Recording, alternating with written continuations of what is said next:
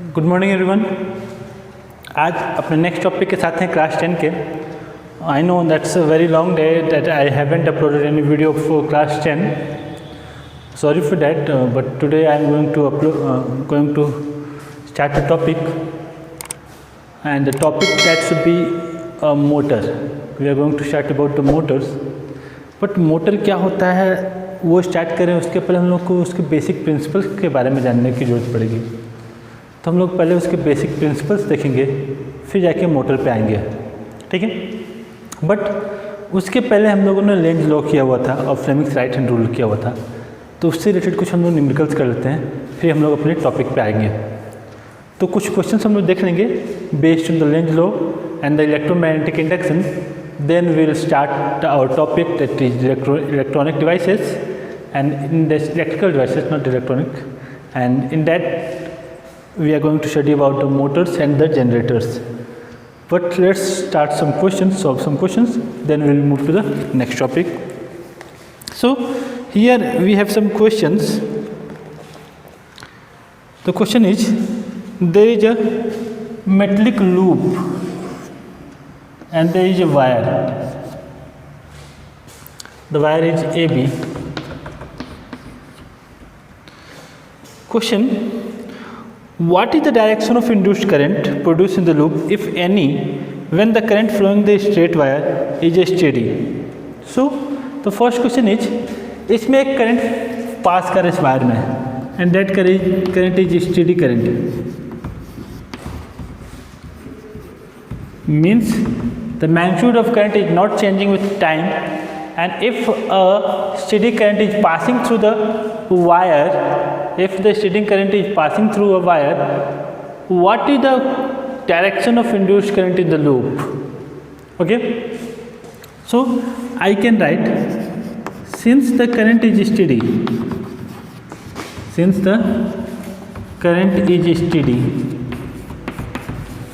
Steady current है, time के साथ चेंज नहीं कर रहा है, and since the current is steady,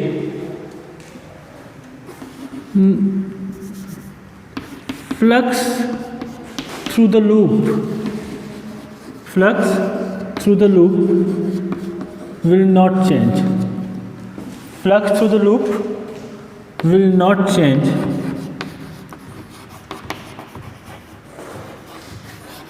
Hence, no EMF will be induced in the coil or loop. क्योंकि भाई ये टाइम के साथ चेंजिंग नहीं है, तो कोई EMF इसमें इंड्यूस्ड नहीं होगा. Okay, there is a second current. If the current is increasing in magnitude, that is for the steady current, अगर स्टेडी करंट था तो क्या हो रहा था, and if the current is increasing with magnitude, what should be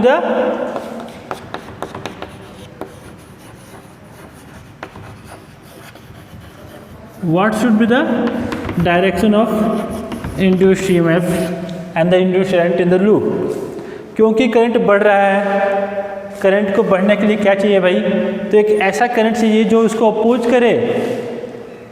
हमारा Lenz law क्या कहता था, तो direction of induced EMF will be such that it will oppose the cause which is producing it. So who is producing it? The producer is here the current which is increasing in the magnitude, and the direction of the current is from left to right. So to stop this increase and EMF, and hence the current will be induced in the coil, and the direction of the induced EMF will be opposite to the current in the wire. तो ये हमारा just opposite आएगा. So I can write that the induced EMF and the current will be clockwise.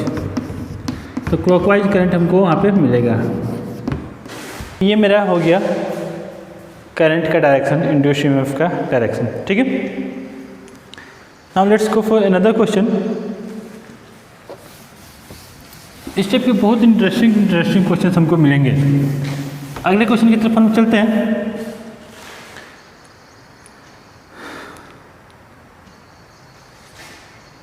we have two coils.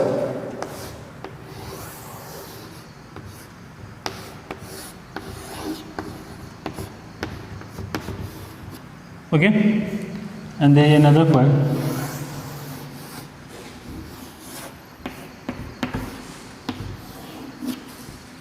The coil is A, this is B. The question says that what should be the direction of induced EMF, if any, in this coil A. ठीक है, इसमें direction क्या होगा अगर ये loop उसके पास रहता है तो ऑब्वियसली ये क्या है, ये तो सिंबल है हमारा डीसी करंट का. This is DC current, that is called the direct current. And in that case there is a constant current passing through the circuit. जब हम बात करते हैं डीसी का, तो डीसी के केस में क्या होता है, तो कांस्टेंट करंट पास कर रहा होता है, और क्योंकि कांस्टेंट करंट इसके थ्रू पास कर रहा है, there is a constant current which is passing through the circuit, I can say that there will be no change in current. Current is not changing, that means there is no EMF induced. इस case में EMF induced नहीं होगा. If a current is passing through the circuit, nearby circuit, there will be no EMF induced because there is a current is constant. तो constant current के case में EMF induced नहीं होता है. ठीक है.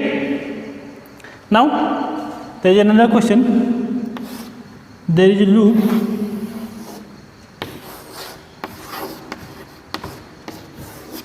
and a magnet is moving towards it. This is north, this is south. So will there be a current induced in the circuit? And if there is any current induced in the circuit, what should be the direction of induced EMF? तो क्योंकि north है, अगर मैं एक loop consider करता हूँ, if I am considering a loop and there is a magnet which is coming from that side, तो अगर ये अगर मेरा नॉर्थ है, तो ये भी नॉर्थ पोल है, तो ये भी नॉर्थ पोल बनेगा, क्योंकि लंज लॉ क्या कहता है, तो इसको अपोज करेगा. So since magnet is moving towards it, a north pole is going to be created on this face. इस फेस पे नॉर्थ पोल हमारा क्रिएट होगा. नॉर्थ पोल का डायरेक्शन क्या होता है, so we know that for north the current in the circuit should be anti clockwise.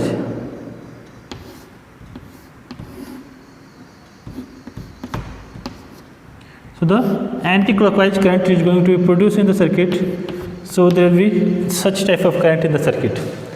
तो अगर एक मैग्नेट इसकी तरफ मूव कर रहा है तो करंट प्रोड्यूस होगा, बिल्कुल प्रोड्यूस होगा, और the direction of current should be anti clockwise in this case. ठीक है.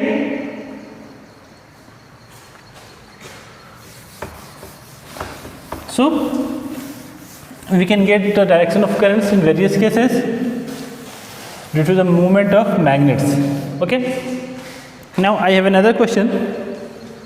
Late us consider we have two loops.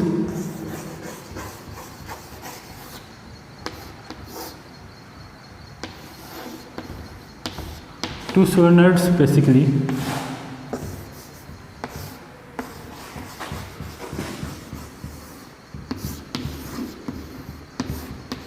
and initially there is a magnet in between them.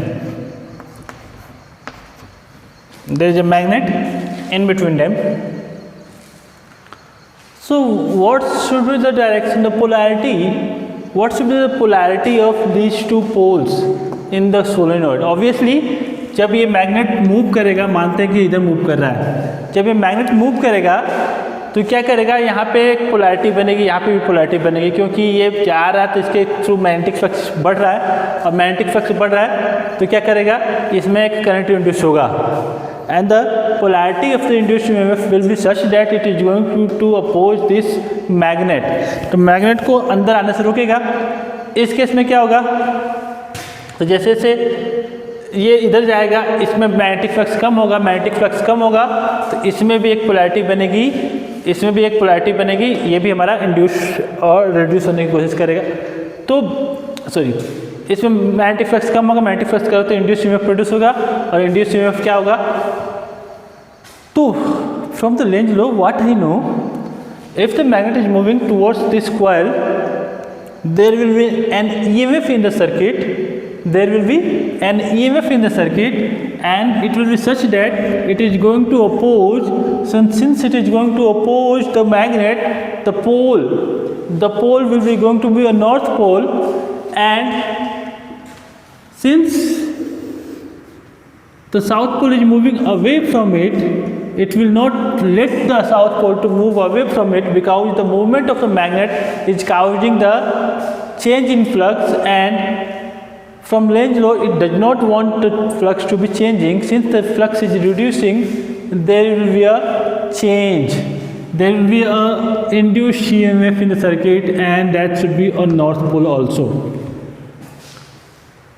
Okay, so what I know, if the pole is north, the current will be in this direction, because that will be anti-clockwise, and since it is north, the current will be in this direction. तो ये हम लोग इस तरीके से लोग find कर सकते हैं कि क्या पोलैरिटी होगी इंड्यूस्ड ईएमएफ की. Okay, so that is very good question. Now there is another very good question.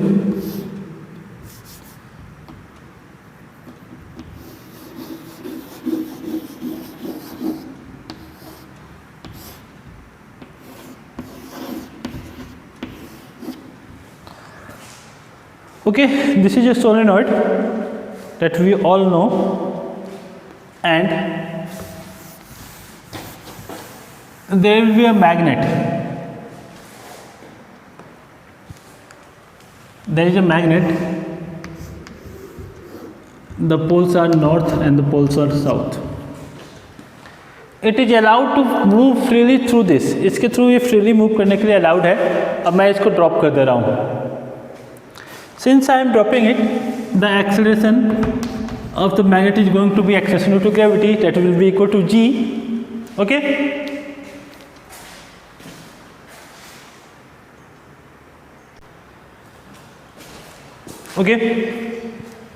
so if the magnet is allowed to fall freely, initially we know that if the magnet is falling freely, there is nothing else apart from the magnet.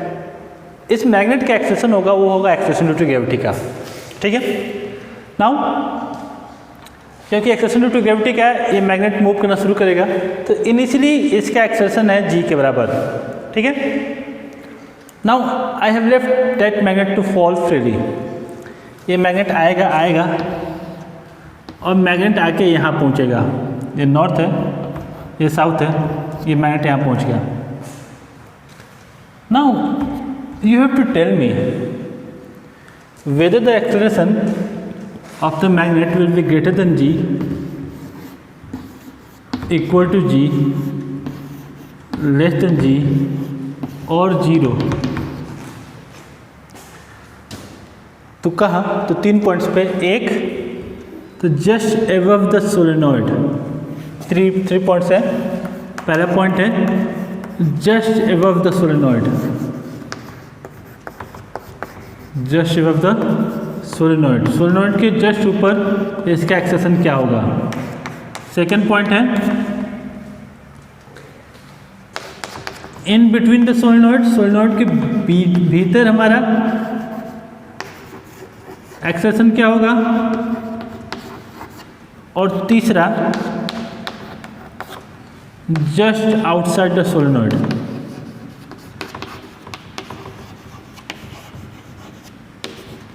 Solenoid के just बाहर 3 points है हमारे पास.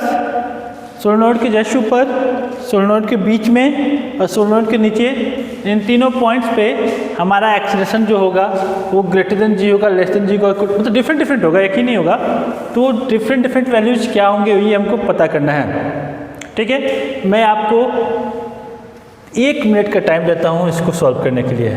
यहाँ पे, इसके बीच में और इसके बाहर, तीनों जगह पे आपको बताना acceleration will be greater than G, less than G, equal to G और व्हाटएवर. तो आपका टाइम स्टार्ट होता है नाउ. जल्दी से आप आंसर नीचे लिखिए, देखता हूँ मैं किसका दिमाग कितना याद चलता है. Okay, so right the answers.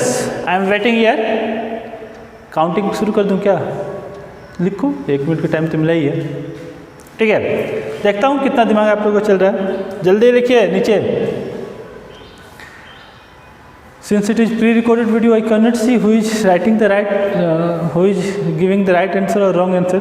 But I am there. मैं देख रहा हूँ साथ में, मैं लाइव हूँ साथ में आप लोगों के।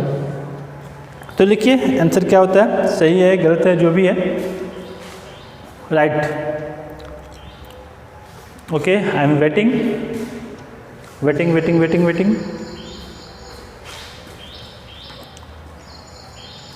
A greater than G, A equal to G, A less than G, A equal to 0, whatever will be the right answer, write it। और बेसिकली देखा जाए तो आज हमारा और हमको 2 क्लासेस लगेंगे इस पूरे चैप्टर को ख़त्म करने में। ये हमारा चैप्टर फिनिश हो जाएगा, फिर हम लोग सोर्सेस ऑफ एनर्जी देखेंगे।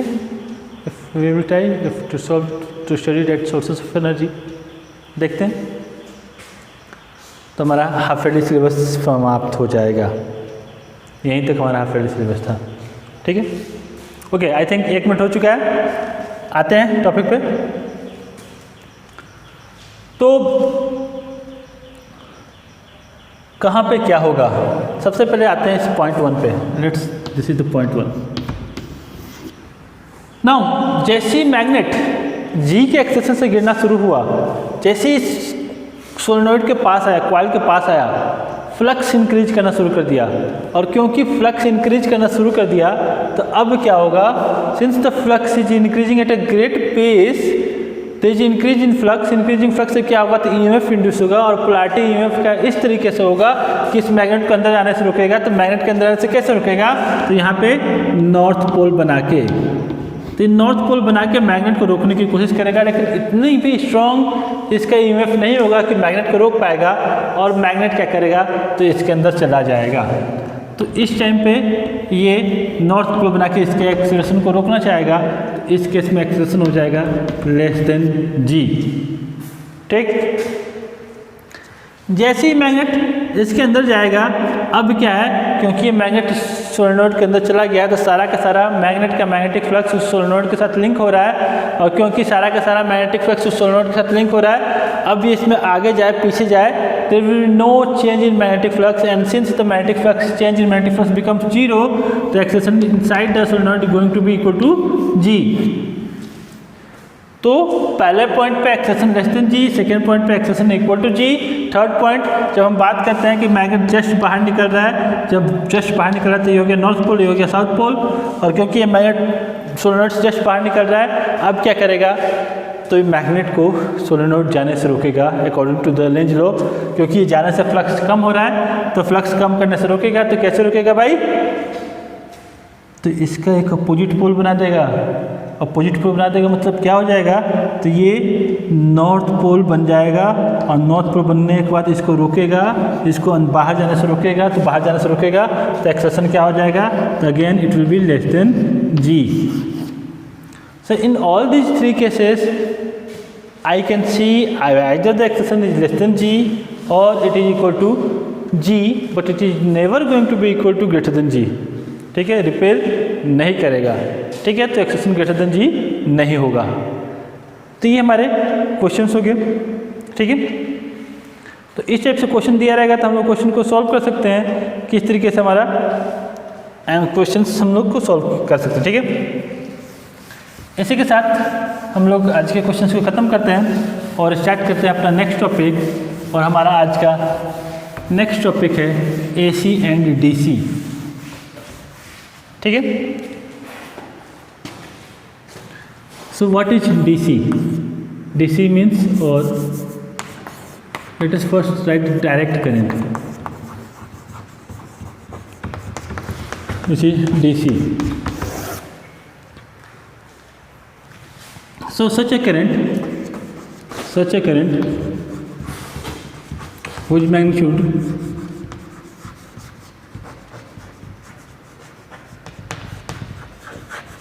whose magnitude does not change with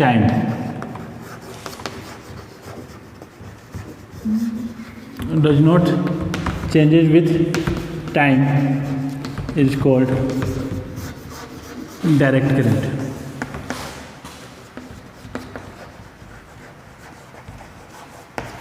वैसा करंट जिसका मैग्नीट्यूड टाइम के साथ चेंज नहीं होता है उसको हम बोलते हैं डायरेक्ट करंट। तो basically direct current is what, so if is current this is time, in that case the value of current is fixed. The current does not change its polarity, does not change its magnitude with time, it remains fixed. So such a current whose value does not change with time is known as direct current. Or batteries, generally batteries provide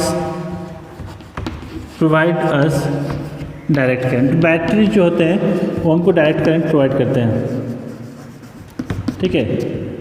one and only advantage of direct current I we can see, generally इसको small devices जिसमें power की requirement कम रहती है वैसे devices को operate करने के लिए यूज करते हैं। और इसकी एक खासियत क्या होती है डायरेक्ट करंट की, कि इसको स्टोर करके रख सकते हैं। बैटरीज में हम लोग डायरेक्ट करंट को स्टोर करके रख सकते हैं जिसको हम लोग बाकी में बाद में यूज कर पाते हैं। So direct current can be stored in the form of charge, okay, but इसका मैग्नीट्यूड क्या होता है, काफ़ी कम होता है, ठीक है। पावर कम होता है, पावर ये बड़े बड़े डिवाइसेस को ऑपरेट इसके थ्रू नहीं कर सकते हैं, ठीक है। The second type of current is called alternating current.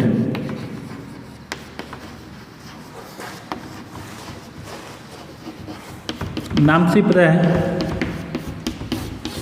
Alternate मतलब, जैसे ऐसा सुनने में आ रहा है कि जब आपके स्कूल्स खुलेंगे, पता नहीं कब खुलेंगे, बट जब भी आपके स्कूल खुलेंगे तो आपको डेली स्कूल आने की ज़रूरत नहीं होगी, आप लोग को अल्टरनेट आना होगा। मतलब अगर आज आप आए हैं तो कल नहीं आएंगे, कल दूसरा कोई आएगा, तो आपका उस हिसाब से चेंज किया जाएगा। तो अल्टरनेट आने का जरूरत मतलब अल्टरनेटिंग करंट मतलब क्या, वो अल्टरनेट मतलब एक दिन आना एक दिन नहीं आना, एक दिन आना एक दिन नहीं आना है।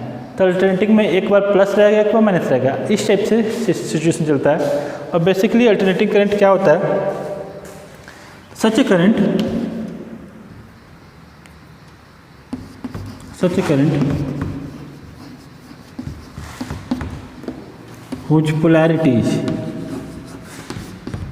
whose polarity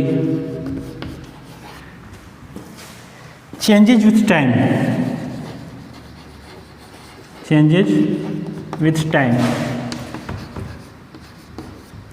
and magnitude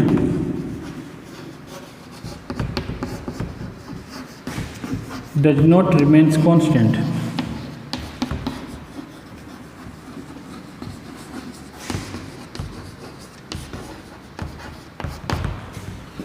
is called alternating current।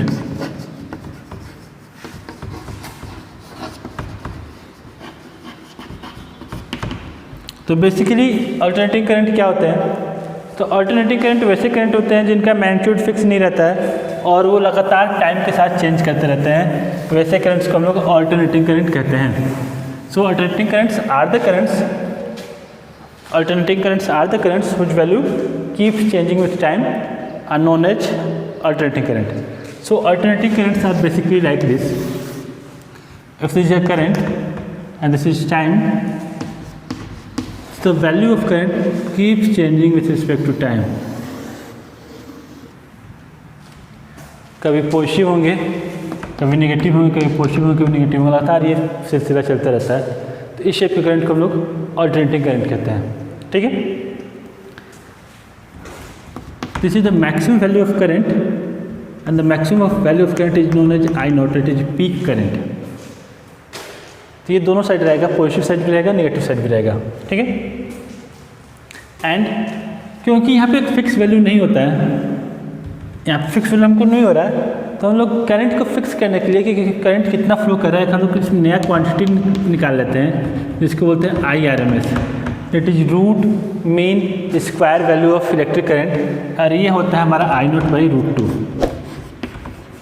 क्योंकि हम लोग जब देखते हैं, जब हम लोग मेजरमेंट करते हैं, कोई भी डिवाइसेस हमारे पास रहता है, सपोज कि हमको पता करना कितना वोल्टेज है, तो हम लोग कैसे मेजर करते हैं, तो हम लोग डिवाइस लगाते हैं तो बता देता है कितना वोल्ट है या इतना एम्पीयर करंट है, तो वो तो फिक्स करंट बता रहा होता है ना, वो तो चेंज